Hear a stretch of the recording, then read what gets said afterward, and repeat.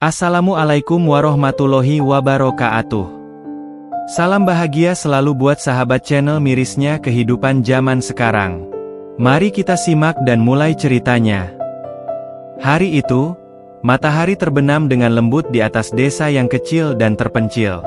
Di sebuah rumah sederhana yang hampir roboh, seorang wanita tua duduk di depan pintu dengan tatapan kosong, menunggu kedatangan anak-anaknya. Rumah itu sudah lapuk. Dindingnya terkikis oleh waktu dan cuaca, lantainya sudah retak-retak dan hampir tak dapat lagi dipijak dengan nyaman. Namun, di balik segala keterbatasan itu, ada sebuah harapan yang masih tersisa dalam hati sang ibu, bernama Sumiati. Sumiati adalah seorang wanita yang menghabiskan hampir seluruh hidupnya dalam kemiskinan. Sejak muda, dia telah berjuang keras untuk membesarkan anak-anaknya dengan segala keterbatasan yang ada. Suaminya sudah lama meninggal, meninggalkan dirinya sendirian dengan 3 anak yang masih kecil. Sumiati bekerja sebagai petani, bercucuran keringat di bawah terik matahari, demi memastikan bahwa anak-anaknya bisa mendapatkan makanan setiap hari. Setiap malam, dia tidur dengan perasaan lelah, tetapi hati tetap tenang karena tahu anak-anaknya dalam keadaan aman. Namun, itu semua berubah seiring berjalannya waktu. Anak-anaknya tumbuh besar, dan mereka mulai mengejar kehidupan mereka sendiri. Yang paling tua, Rudy, melanjutkan pendidikannya ke kota. Yang kedua, Liza, memilih untuk bekerja di sebuah pabrik di kota. Dan yang bungsu, Arif, memilih untuk merantau jauh ke luar negeri demi mencari pekerjaan yang lebih baik. Sumiati menyadari bahwa anak-anaknya mulai menjauh. Dulu mereka selalu kembali ke rumah setiap akhir pekan, membawa makanan dan sedikit kebahagiaan, tetapi seiring berjalannya waktu, kunjungan mereka semakin jarang.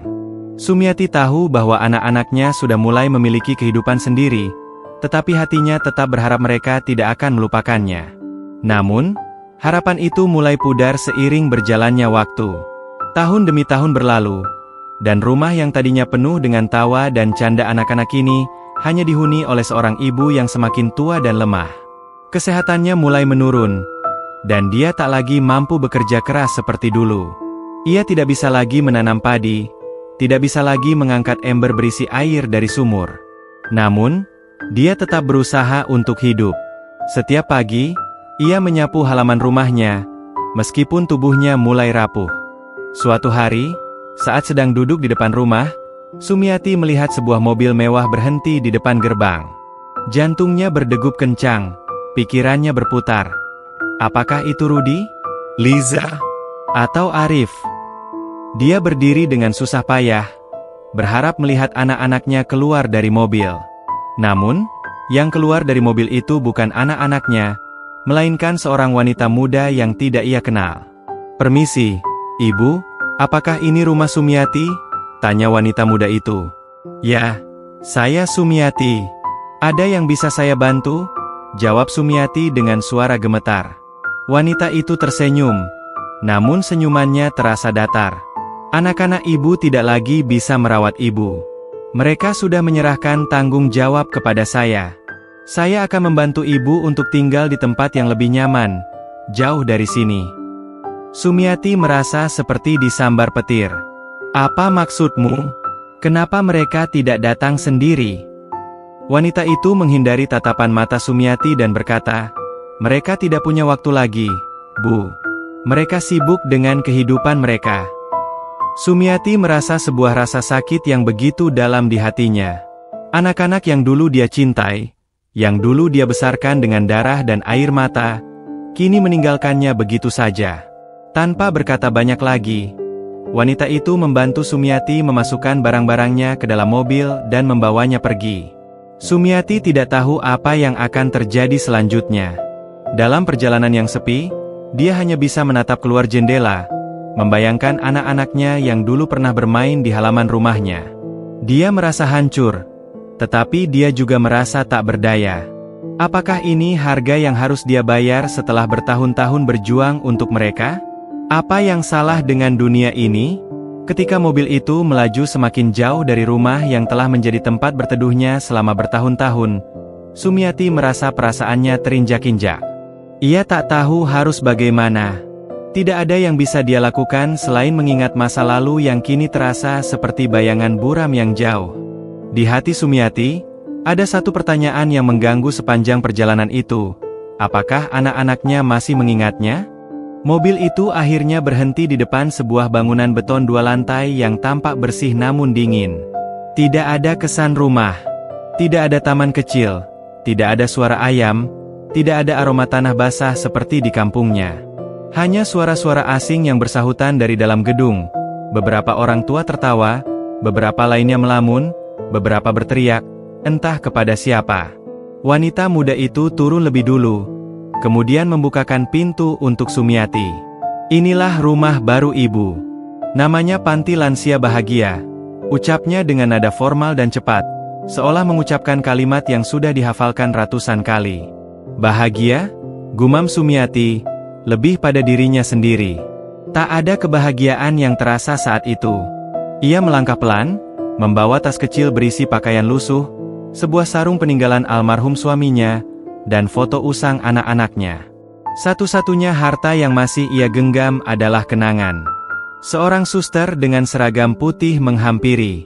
"Selamat datang, Ibu Sumiati. Kami sudah siapkan kamar untuk Ibu." Ruangan itu bersih, tapi kosong dari kehangatan.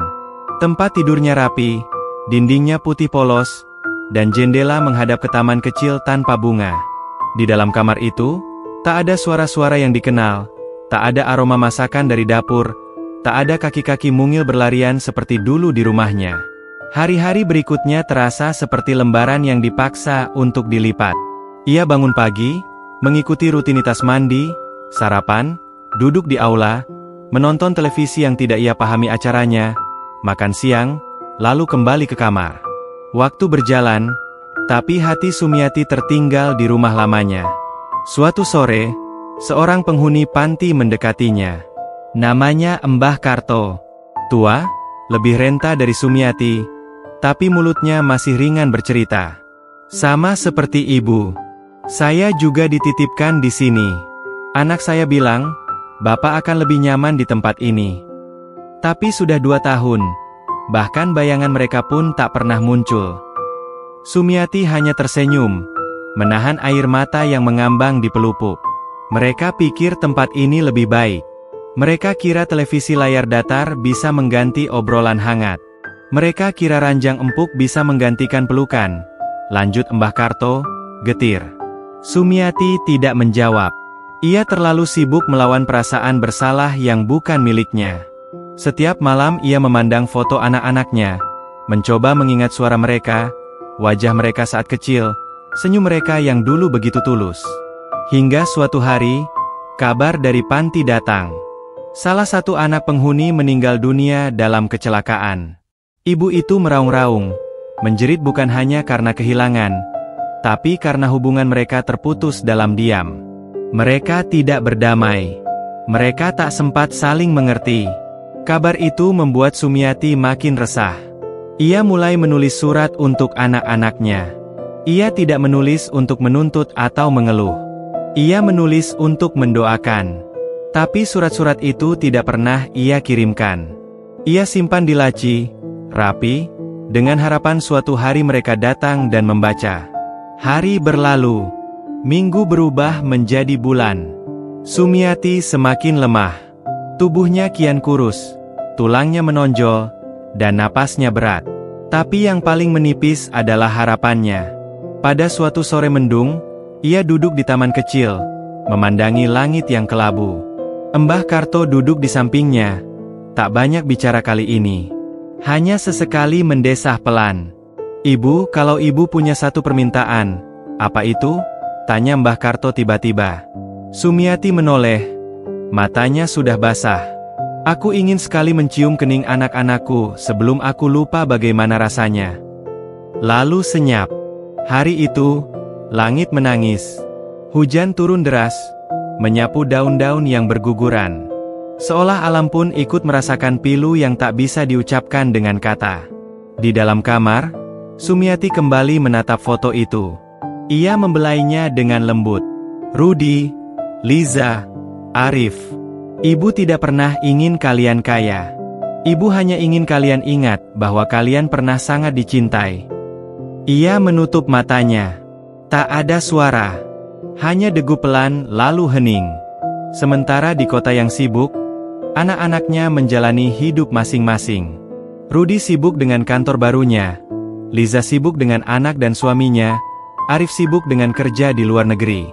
Tak satu pun dari mereka tahu bahwa di sebuah kamar kecil, cinta yang paling murni telah menunggu dalam sunyi dan kini mulai padam. Hari-hari Sumiati semakin berat. Tubuhnya yang lemah dan renta tak mampu lagi mengangkat beban berat dari kehidupan yang telah dilalui. Penyakit mulai merasukinya, dan sisa kekuatan yang dimilikinya hanya cukup untuk menahan rasa sakit. Setiap pagi, saat ia membuka matanya, rasanya dunia terasa semakin jauh. Namun, di tengah segala keputusasaan itu, masih ada satu hal yang terus ia pegang erat, harapan. Harapan bahwa anak-anaknya suatu saat akan datang menemuinya, harapan bahwa mereka akan kembali memeluknya, dan harapan bahwa kebersamaan yang hilang akan kembali ditemukan. Namun, waktu terus berjalan tanpa henti. Setiap bulan, setiap minggu, setiap hari, rasanya semakin tidak mungkin untuk berharap lebih. Surat-surat yang ia tulis dengan tangan yang sudah gemetar masih tersimpan rapat di dalam laci. Tidak ada yang membacanya. Tidak ada yang datang. Tidak ada yang menginginkannya lagi. Panti lansia bahagia tetap menjadi rumah barunya. Tempat yang tidak pernah memberikan kehangatan yang sesungguhnya. Teman-temannya di sana adalah orang-orang yang sama sepertinya, terlupakan oleh anak-anak mereka, dibuang karena dianggap tak berguna lagi, dipisahkan dari dunia yang pernah mereka kenal. Pada suatu pagi, Sumiati terbangun lebih awal dari biasanya. Hujan rintik-rintik menambah suasana sunyi di sekelilingnya. Ia duduk di tepi ranjang, menatap keluar jendela yang tampak buram oleh air hujan. Dalam diam, pikirannya melayang kembali ke masa lalu, ke masa ketika anak-anaknya masih kecil, ketika tawa mereka memenuhi rumah, ketika dunia terasa penuh dengan harapan. Ia ingat bagaimana mereka memanggilnya dengan sebutan, Ibu, dengan suara penuh kasih. Namun kini, suara itu hanya tinggal kenangan yang semakin pudar. Pagi itu, seorang suster mendekatinya. Ibu, ada seseorang yang ingin bertemu dengan ibu. Anak ibu, Rudy, datang. Hati Sumiati berdegup kencang. Mungkinkah ini mimpi? Apakah anak pertamanya benar-benar datang menemuinya setelah sekian lama? Ia hampir tidak percaya. Setelah bertahun-tahun, akhirnya Rudy datang. Dengan langkah perlahan, Sumiati diantar menuju ruang tamu. Di sana, duduk seorang pria muda, tampak sedikit canggung. Wajahnya yang dulu cerah kini tampak lelah, dengan kerutan yang menunjukkan betapa banyak waktu telah berlalu. Itu adalah Rudy, anak sulungnya, yang kini sudah menjadi pria dewasa. Ibu, kata Rudy dengan suara pelan, maafkan Rudy, sudah lama sekali tidak datang. Maafkan kami. Sumiati hanya bisa menatapnya dengan penuh air mata. Ia tak tahu harus berkata apa. Perasaan campur aduk, antara kebahagiaan yang terpendam dan luka yang telah lama tergores. Apa kabar? Ibu baik-baik saja? Tanya Rudy dengan ragu, mencoba mencari tahu. Sumiati mengangguk pelan, meskipun tubuhnya terasa begitu rapuh. Ibu baik-baik saja, anakku. Ibu senang melihatmu. Kamu sudah besar. Kamu masih ingat ibu? Rudy menunduk, tak bisa menatap mata ibunya. Ibu, selama ini aku sibuk. Kami tidak tahu harus bagaimana. Hidup kami sangat sibuk. Dan kami pikir, ibu akan baik-baik saja. Tapi setelah melihat ibu di sini, aku sadar betapa besar kesalahan kami. Sumiati menahan tangis yang semakin membuncah di dadanya. Bagaimana bisa? Selama ini ia berjuang dengan semua tenaga, membesarkan mereka, memberikan yang terbaik meskipun kekurangan. Dan sekarang, mereka datang hanya untuk mengatakan penyesalan yang datang terlambat? Ibu, kami sangat menyesal, lanjut Rudy, suaranya pecah. Kami terlalu sibuk mengejar hidup kami, hingga kami lupa tentang ibu. Kami sudah salah, ibu. Maafkan kami. Sumiati menarik napas dalam-dalam, mencoba menenangkan hatinya yang hancur. Ia tidak tahu apakah bisa memaafkan mereka. Anak-anaknya yang dulu begitu dekat dengannya, kini hanya datang untuk meminta maaf di saat keadaan sudah tidak lagi sama. Ia ingin mengatakan sesuatu, tetapi kata-kata itu terhenti di tenggorokannya. Tidak apa-apa, Rudy. Ibu sudah lama memaafkan kalian. Ibu hanya ingin kalian bahagia. Ibu hanya ingin tahu, apakah kalian semua baik-baik saja? Jawab Sumiati dengan suara yang penuh kelembutan. Rudy menunduk. Air mata mulai mengalir di pipinya. Kami sudah sangat terbuai dengan kesibukan kami, Ibu. Kami merasa segala sesuatu akan berjalan baik-baik saja tanpa harus kembali melihat Ibu. Tapi sekarang, semuanya terasa begitu salah. Sumiati tersenyum lemah. Ibu tahu. Ibu tidak ingin kalian merasa bersalah. Ibu hanya ingin kalian tahu, Ibu selalu mencintai kalian. Tidak ada yang berubah. Sumiati kemudian menggenggam tangan Rudy dengan lembut. Cinta seorang ibu tidak pernah pudar. Nak, Ibu akan selalu ada di sini. Sambil menunjuk ke hati, Rudy menundukkan kepalanya, semakin sulit menahan tangis. Ibu, apakah kami masih bisa melakukan sesuatu untuk memperbaiki semuanya? Sumiati menatapnya dengan lembut. Kalian sudah datang. Itu sudah cukup untuk Ibu. Ibu tidak menginginkan apa-apa lagi. Namun, hatinya terasa begitu pedih. Ia tahu bahwa datangnya Rudy hanyalah awal dari sebuah kesadaran yang terlambat. Apa yang bisa diperbaiki jika waktu sudah begitu jauh meninggalkan mereka? Apa yang bisa mereka lakukan jika kenangan itu sudah terlalu rapuh untuk dibangun kembali? Di sisi lain, Sumiati juga merasa sebuah kesedihan mendalam. Meskipun anak-anaknya akhirnya datang dengan penyesalan, ia sadar bahwa hubungan mereka tidak akan pernah kembali seperti semula. Mereka telah terpisah selama bertahun-tahun, dan tidak ada waktu yang bisa mengembalikan waktu yang telah hilang. Tapi di balik semua itu, ada satu hal yang membuat hatinya sedikit tenang. Mereka datang. Dan itu sudah cukup. Hari itu, Sumiati duduk di sebelah Rudy, dan mereka berbicara tentang hal-hal kecil yang pernah mereka alami bersama. Tentang masa kecilnya, tentang kenangan manis di rumah mereka yang dulu. Namun, meskipun obrolan itu menghangatkan, ia tahu bahwa segala sesuatu tidak akan pernah kembali seperti semula. Sumiati hanya bisa berharap bahwa, suatu hari nanti, anak-anaknya akan menemukan kedamaian yang mereka cari, dan ia akan selalu menjadi bagian dari kenangan mereka. Tetapi dalam hatinya yang terluka, ia tahu bahwa kadang-kadang penyesalan datang terlambat. Sumiati tidak tahu harus merasakan apa ketika ia duduk di samping Rudy. Ada rasa lega bahwa akhirnya anak sulungnya datang, namun juga perasaan kesedihan yang sangat dalam, karena ia tahu bahwa kedatangan ini tak bisa mengembalikan waktu yang telah hilang. Perasaan itu terasa begitu membuncah di dadanya, seakan ada berat yang tak terkatakan. Tetapi, ia mencoba menerima kenyataan itu dengan lapang dada. Malam tiba, dan Rudy akhirnya pamit pulang setelah beberapa jam berbincang dengan Sumiati. Sumiati mengantarnya hingga pintu panti lansia. Hati-hati di jalan, Nak, kata Sumiati sambil menggenggam tangan Rudy, yang kini terasa lebih kuat dan kokoh daripada dulu. Rudy menoleh, matanya merah karena tangis yang tak bisa ditahan. Ibu, aku janji, aku akan kembali lagi. Aku akan lebih sering mengunjungimu. Aku akan membicarakan ini dengan Liza dan Arif. Ibu, kami tidak ingin ibu merasa sendiri. Sumiati tersenyum lemah. Ibu tidak ingin kalian merasa terbebani. Ibu hanya ingin tahu kalian bahagia. Itu saja. Sumiati berdiri di depan pintu panti lansia, memandangi mobil Rudy yang perlahan menjauh, melintas di jalan yang basah oleh hujan yang masih turun. Langit malam itu kelabu, dan hatinya terasa semakin kosong. Namun, di balik perasaan itu, ada secercah harapan yang tumbuh.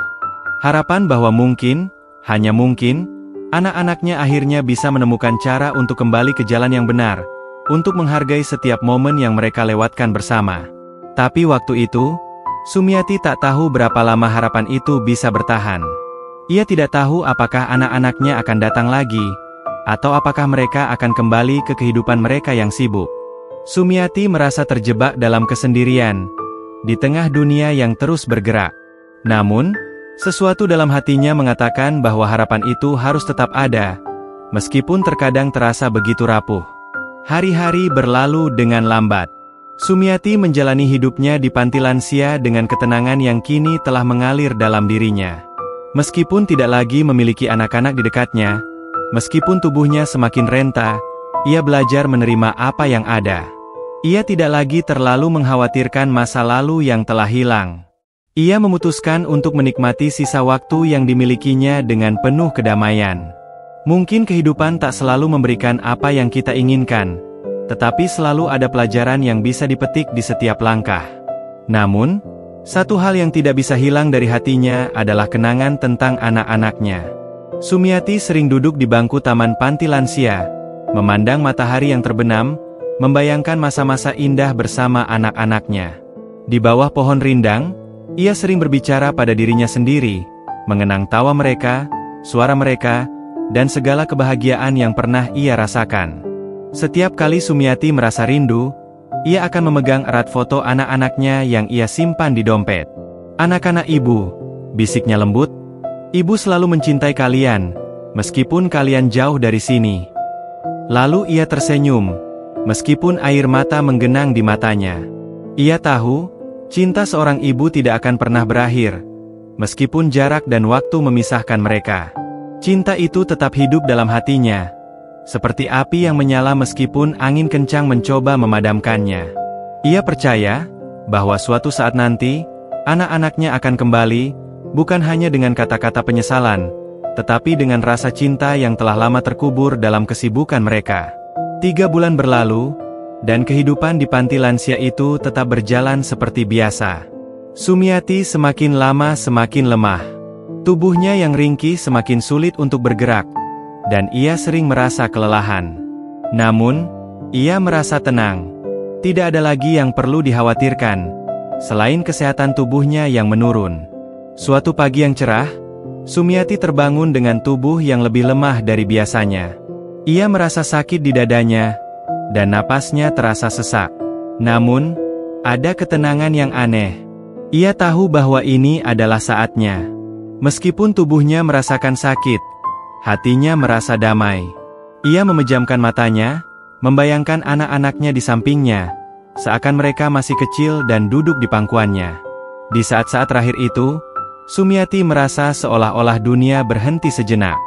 Ia mengingat semua yang telah ia lalui, dari masa-masa sulit saat membesarkan anak-anaknya hingga hari-hari sepi di panti lansia ini. Ia mengingat senyuman Rudy, Liza, dan Arif. Meskipun mereka tak selalu ada di sisinya, Sumiati tahu mereka adalah bagian dari dirinya, dan cintanya kepada mereka tak pernah pudar. Seperti yang ia katakan kepada Rudy, "Ibu hanya ingin kalian bahagia. Ibu hanya ingin kalian tahu bahwa ibu selalu mencintai kalian." Dengan perlahan, Sumiati menghembuskan napas terakhirnya, meninggalkan dunia yang penuh dengan kenangan, dengan cinta yang tak pernah pudar.